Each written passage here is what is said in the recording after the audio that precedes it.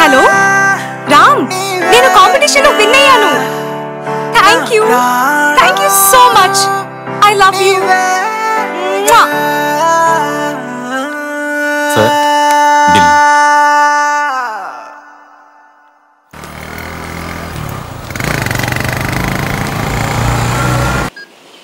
ఏంటి రామ్, ఎన్నిసార్లు నువ్వు కాల్ చేసినా నేను ఆన్సర్ చేయట్లేదంటే నీకు అర్థం కావడం లేదా?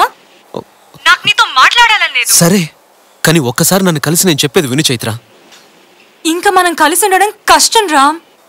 నేను చెప్పేది విన్నాక నువ్వు ఏ నిర్ణయం తీసుకున్నా just 10 minutes please Chaitra.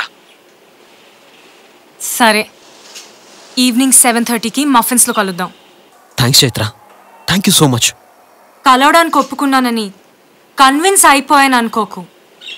Just 10 minutes.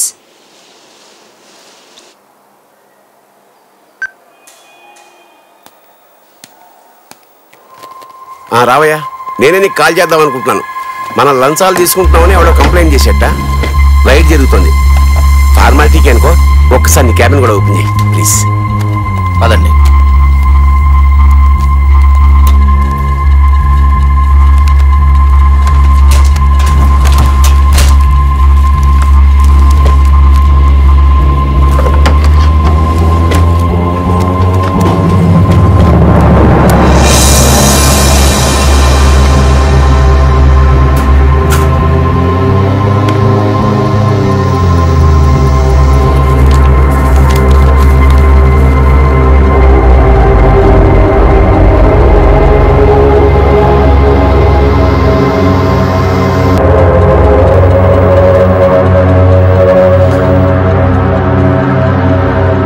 నువ్వు బయట ఉన్నాయా, నేను వాడితో మాట్లాడతాను.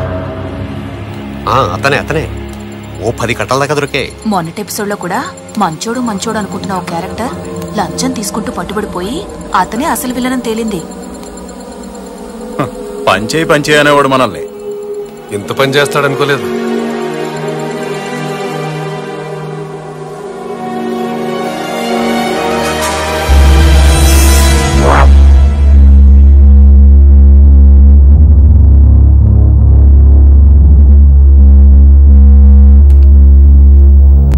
వాళ్ళంతా నా ఫ్రెండ్సేనయ్యా, వాళ్ళతో మాట్లాడి సెట్ చేస్తానులే.